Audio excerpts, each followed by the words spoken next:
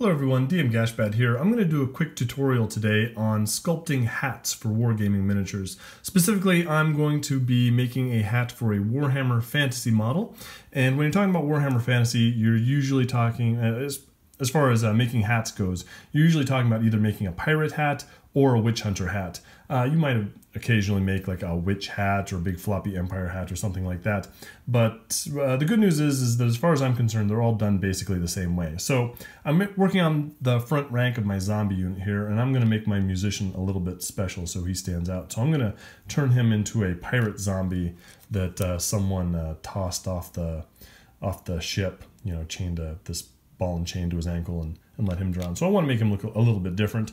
And so the first step is we've got our model. I might as well go over the materials that I'm using right now. We need our model, you know, obviously. If we are using a plastic model, one of those ones with a separate head, I'm not going to glue the head on yet, because if I glue it on and I do the next steps, I'm probably just going to break it off anyway. So I'm going to keep that head separate. We are going to use a X-Acto knife. We're going to use some crazy glue. We're going to use a sculpting tool, and we got this 2-part epoxy putty we're actually going to be sculpting here. So green stuff, blue stuff, whatever you like. So the first thing to note, now this might be obvious, but we're not going to make this like an actual hat. We're not going to sculpt a hat on with a little hole for the head to fit in and fit over the model's head like an actual hat. That's way too hard. So what I'm going to do first, I'm going to take our poor head and I'm going to actually chop off the top section. Now I want to chop off quite a bit of it. I want to go real close to the brow. I want to go right above his ears. So don't chop off just a little bit of the top of his head, because it'll look kind of weird. It'll be like he's got a tiny hat that's sitting way up on the top of his head. If you're curious about, finding out exactly where a hat should go, you might check out an actual model with a hat on it and see where it sits on their head. But anyway, so for right now, I'm just going to carve off as much of this head really as I can. So I'm going to put the blade right above his ear and just do what I'm not supposed to do and take a big chop as opposed to making a bunch of little chops. I'll go on the other side, place it right above his ear, and cause myself some problems. Sorry, this is all pretty fascinating. I've got big farmer hands, so some of this stuff gets a little challenging. There we go. So there's your zombie, now without the top part of his head. I'm going to go and clean that up a little bit. I want it nice and flat. I want a nice flat spot to put the brim of his hat. And so I'll just polish that up a touch. Nice shave down his big dumb head. Now, if you've got a model with a bunch of hair, this could get a little bit tricky. You might have to do some resculpting of the hair. Which is why bald heads or heads with real short hair, or even a bandana or a helmet of their own work real well for this kind of thing. But anyway, that's that. We'll move on to the next step. So the next step is we have taken our green stuff and we have made a little blob of this. Also, a material that I forgot to mention is we have a little piece of clear plastic. This can actually be anything. It can be, I'm using this blister pack of some nice Mordheim dregs. You can actually see these spots here. This means I've actually used this for this exact project before, but we'll get into that in a second. Anyway, so any clear plastic from packaging or anything like that, a sheet of acetate, a piece of glass, anything that this green stuff isn't really going to stick to is just fine. And so we're going to pull ourselves out a little ball of this. And what we're going to do is we're going to make the brim of the hat. And it's actually pretty straightforward. We're going to take a nice ball, and then we're just going to squash it flat. The idea being we want a nice round shape, as round as possible. And I'm going to try and smooth out my fingerprints as much as possible. Just a round, thin thing like that. We're going to let that cure. This is going to be in a couple stages, So let's see. So that would make a really large hat, which might actually be appropriate for this guy, because those I'm making a big floppy pirate hat that bends forward in the front. There's a bunch that I could do, and I'll show some of those. But just so you know, that's what I'm going for. So I'm making this pretty big, but while I'm doing it, I still have this glob here, and I'm not really doing anything with it. I'll make a couple more, just so that if I mess up and I don't get the size quite right, I don't have to waste a bunch of time going back through this stage, waiting for it to cure, sculpting the thing right. I'm just gonna make a couple of them, and if I don't need them all, maybe I'll use them at some other point. Maybe I'll come back and make a different hat for a different guy. So let's see. There's kind of a. Does that one end up being a bit smaller? Not really that much smaller. So I want to make it a little bit smaller. Pirate hats end up. You want a pretty big brim. Witch hunter hats you want a little smaller. Let's see how that's looking. Not fantastic. But anyway, I'm kind of trying to rush through for the purpose of this video, but you guys can take as much time as you like. One thing I will note is that we're not going to let this cure all the way. Usually when I do green stuff, I don't want to touch it again for a good 8 hours. But in this case, we're going to make these little hat brims, and then I want to come back to them in about 4 or 5 hours. If I miss that window, that's okay. But I'm going to set some of these up. So there's a little smaller one there. Sculpty tool to try and kind of clean up those edges a little bit. And I'm going to come back before it is completely set. Yeah, it's looking all right. I'm going to clean that up a little bit, but you get the general idea. I might make 1 or 2 more. Okay, I'll see you in a bit. Okay, so it's been about 5 hours, so I think it's time for the next step. And with this, we just take a sculpting tool or an X-Acto, and we just carefully scrape off these things. Maybe I should have waited a little bit longer. It seems like it's kind of bending a little bit more than I would like. Well, I don't really have much of a choice. I have to be somewhere in 45 minutes, so this is the time that I have to do this. If you have to wait until it's fully cured, that's actually okay. These things are still kind of pliable when they are fully cured, when they're thin. So, yeah, see, that kind of shaped that a little bit. Maybe I can smooth it out a little bit. It's still a little bit flexible. Anyway, yeah, so when it's thin, you still can bend it a little bit, and that's all we're doing. We don't need to actually sculpt it. Yeah, it's actually coming along okay. We're just looking to bend it a little bit and have it stay. So, for this kind of hat, it's going to be where the brim is folded up in front. So not quite in the center, but a little bit forward, because I want to have room for the guy's head. I'm just going to bend that forward a touch. Now, if I were doing something like a tricorn hat, I would fold it 3 times. I would take one edge here and bend that up, and one edge here and bend that up, and then bend it up at the back. Kind of make it like that. And if I were doing like just something with a flat brim, like a witch hunter hat, then I just leave it flat.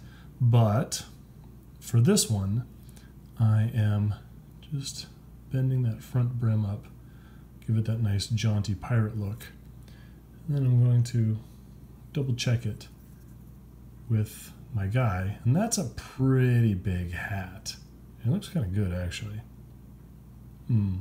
Yeah, I might keep it that size. I thought that maybe I would want one of the smaller ones, but that actually looks pretty good. So as you can see, while this was curing, I went and assembled the rest of my pirate zombie, just glued them all together, because I wasn't doing any more sawing off on his head. And so, yeah, so I'm going to let that fully cure, and then I'm going to glue it to the top of his head, and then I'll rejoin you for the next step. So we're back. We've let our hat brim cure completely, and I actually went and took it off his head and glued it on because, of course, we stuck it on there when it was partially cured, so we kind of need to attach it a little bit better. So we've taken ourselves a new glob of 2-part epoxy, and we've rolled it into a little ball. Just size it up to how big you think you need the rest of the hat to be, and go and plop that on. If you make the ball too big, just pull off some more, and if you make it too small, just add a little bit. I find I have a tendency to make these too big. So now I'm just taking my sculpting tool, and I'm just kind of smashing down the sides of the ball. And it's tricky to do this with a camera in front of me, but I will do my best. Yeah, and so I'm just smoothing out that ball to give a nice spot for this zombie to put what's left of his head into this hat. That's not going too bad. I might go and, when the camera is off, maybe remove a little bit of this. Yeah, maybe I'll try and do it on camera. I'm gonna mess that up. Just gonna take off a little bit because I think the hat's just a touch too big. So I'm gonna slide off a little bit of that. Smash that back into place. Smooth it out. And that is the basics of making a hat. So there's lots of other variations you can do as far as all this goes. I'm going to give a couple quick pointers while I've got green stuff I can work with in front of me. So if I'm making the kind of hat that has a band around it, maybe after this cures, or maybe if I'm impatient right now, I should wait until it cures. But say I'm making like a witch hunter hat and I need a band, then I'm going to take a little sausage of this green stuff, make it as thin as possible, and then what I would do is I would wrap it around the edge like this,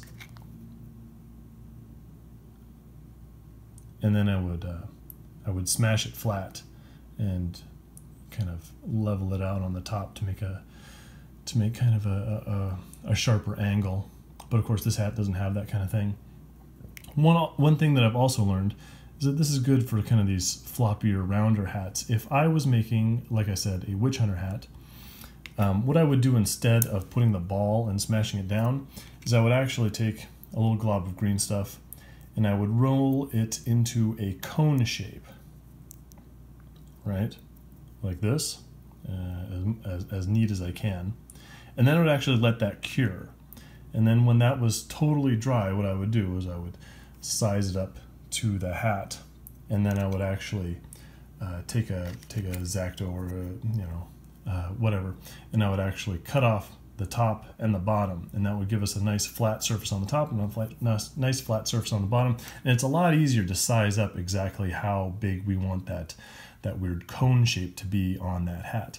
And of course, after I've done the band, I usually take just a little cutoff, like a round cutoff of plastic rod, sprue, that kind of thing. Just cut off a little bit of that, and I would stick it on the front of the band, make a little medallion or buckle for there. And of course, you can go into your bits box and take out whatever you like. You can take out feathers, you can take out medals or wolf pendants or whatever, and you can stick them on the band or coming off the hat itself. But there it is. So I'm going to finish sculpting that all nice, and then I'll show you some examples of what I've done. I've finished smoothing out the zombie hat, and after I've smoothed it all out, I thought, you know what it really needs? This guy's been on the bottom of the sea. Let me see if I can get it to focus here. It actually needs to be more messed up. So I went and I took the X-Acto knife and I took some chips out of the brim and I put some holes in the hat and the brim. So it actually kind of made it look a little bit worse, which I think is appropriate. So that is a hat all done. And as promised, here's some samples of some models that I have done using a similar method. You'll recognize this. It's exactly the same kind of way as I did before. There's a little ball, there's the flat brim. It's painted up all nice. These are my orc pirates. I painted a little gold band around here. There's a more traditional way. I actually took a notch out of the center, made that look a little bit different like that. Here is a tricorn hat. So again, I just, instead of making one fold, I make three and put the little ball in the middle like that. And I added a little gem and feather from, I believe, one of those high elf sprues. There's me, orc captain. And same kind of way, I actually took the brim and just folded it in half this way and kind of smushed down the edges, make a pirate hat a bit like that. And here, yeah, you'll notice this is the exact same hat that we did just now, the pirate hat, only I made it a prospector hat by painting it tan. So amazing, it's completely different. Maybe I flattened out the top just a touch, but yeah, it's the exact same process as I did to make the little prospector dwarf. Here are some witch hunter hats that I did. You'll notice there's the band that I put around it. There's a little bit of cut off sprue to go on there. And if you're wondering, if you're thinking to yourself, well, that's a nice witch hunter hat, but what would it look like on a goblin? Well, I'm glad you asked. There we go. I've got a bunch of these guys. These are from my Sylvanian Orc Goblin army, so I made all my squig hunters, witch hunters, so they become the squitch hunters. But anyway, yeah, there's the flattened section. So I sawed off his head, put the little flattened section on there, made a little cone, let it dry, chopped off the top and the bottom, stuck it on there, band, thing, done. So if you have any questions or comments, go ahead and leave them in the comment section below. Otherwise, I hope that helped. I will see you on the next one.